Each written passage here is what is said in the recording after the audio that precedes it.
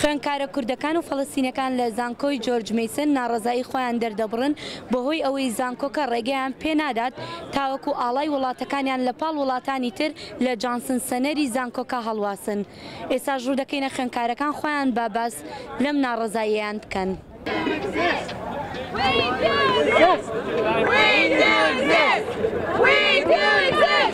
کاگالان تۆ خۆت یەکێکی لە ڕێکخەرانی خۆپیشاندانەکە گەر باسی ئەم خۆپیشاندانەی ئەمڕۆمان بۆ بکەی. بەڵێ ئەم خۆپیشاندانەمان ڕێخستووە ئەمڕۆ لەبەرەوەی ئێمە 3 ساڵە ئەم موشکیلەیەمان هەیە لە جۆرج مەیسن کە قوتابیە سینیەکان داوایان کردووە ئەو ئاڵایانەی کە نوێنەری ئەو شوێنانن کە officially وڵات نین وەکو کوردستان وەکو فەڵەستین وەکو تبەت ئیست تورکمەنستان ئەم شوێنانە حەز ناکەن لە کاتی ئینتەرناشنڵ ویکە ئەم ئاڵایانە پیشان بگیرێت. باشە هەڵواسینی ئەم ئاڵایە لە جانسن سەنەر وەکو خۆتان باسان کرد ئایا هیچ شتێکی تری لە پشتە یا تەنها هەڵواسینی ئاڵاکەیە؟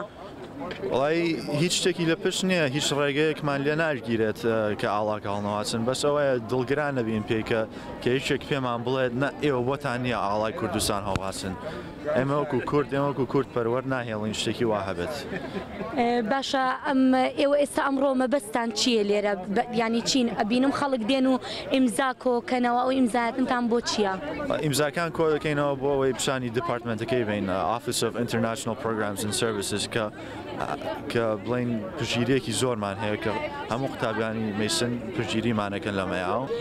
جگە لە خوێنکارە کوردەکان خەڵکانی تریش کە خوێنکار نین لە زانکۆی جۆرج مەیسن لێرە ئامادە بوون بۆ پشتیوانیکردن لە هەڵواسینی ئاڵای کوردستان. یەکێک لەوانەش کانی خوڵامە کە ئێستا لەگەڵماندایە بزانین ئەو بەچ مەبەستێک لێرەیە. وەک دەزانی چالاکی ڕێخستنێکی خوێندەوانن کووردا لە جۆرج مەیسن یونیڤەرسیتی هەیە و ژمرە گوتن وەرە ئیرۆ چالاکیکی هەیە ئەس هاتمەش بۆ کو ئەس بێژم ئەس ببوەڕەمە و ڕۆژە ئاڵەیە هەر دەولەت هەر گەل ئاڵاوان هەیە و ئەم دخوازن ئاڵا کوردستانێکی لە جۆرج مەیسنی هەبە. I'm here to support the Palestinians and the Kurdish people to be able to raise their flags on International Week here at Mason. زەینە ئەلخەلەفیش دەڵێت یەکێکە لێرە کە پشتیوانی لە فەڵەستینەکان و کوردەکانیش دەکات تا بتوانن ئاڵاکانی خۆیان بەرز بکەنەوە.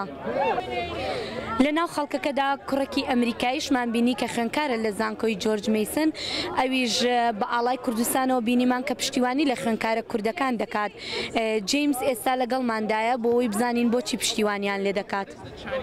I support Kurdistan and the Kurdistan Student Organization من پشتیوانی لە کۆمەڵی خوێنکارانی کورد لە زانکۆی جۆرج مەیسن و هەروەها لە کوردستانیش دەکەم لەبەرەوەی ئەمانە نەتەوەیەکی دێرینن و هەروەها دەڵێت ئەمە بۆ ماوەی 3 ساڵە زانکۆی جۆرج مەیسن ڕێگەمان پێ نادات ئاڵای کوردستان هەڵکەین یاجاری وهەیە ڕێگەمان پێدا و پاشان پەشیمان دەبێتەوە لەبەر ئەوە ناڕەزایی خۆمان دەردەبڕین.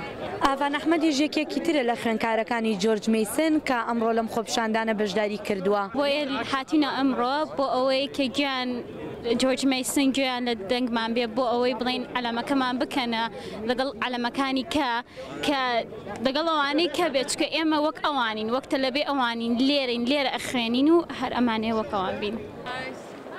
Help us raise awareness. Come on. من کە قوتابی نیم لەم زانکۆیە بەس بۆ هاتوون پشگیری لە هاو زمان و هاونەتەوەکەی خۆم دەکەم بۆ هەڵکردنی ئاڵای کوردستان لەم زانکۆیە لەو پێش ئاڵاکە هەڵەکرا بەڵام فترەیەکە دانراوە لایەن بردووە. ئەم ئاڵایە ئاڵای 40 ملیۆن کورد زیاترە و هەزاران خوێن ڕژاوە شەهید. It's about the Kurdish students not being able to present their flag.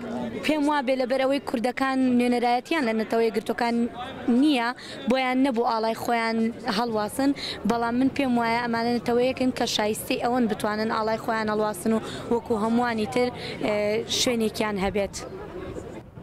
پێی وتەکانی نازێسندی یەکێک لە ئەندامانی ڕێکخراوی کۆمەڵی خوێنکارانی کورد لە زانکۆی جۆرج مەیسن دەڵێت تا ئێستا نزیکەی 200 خوێنکاری جۆرج مەیسن ئەو داخوازی نامەی بۆ ئیمزا کردوون کە پشتیوانی خۆیان دەربڕیوە بۆ دانانی ئاڵای کوردستان لە زانکۆی جۆرج مەیسندا. هێرۆ زەنگەنە دەنگی ئەمریکا.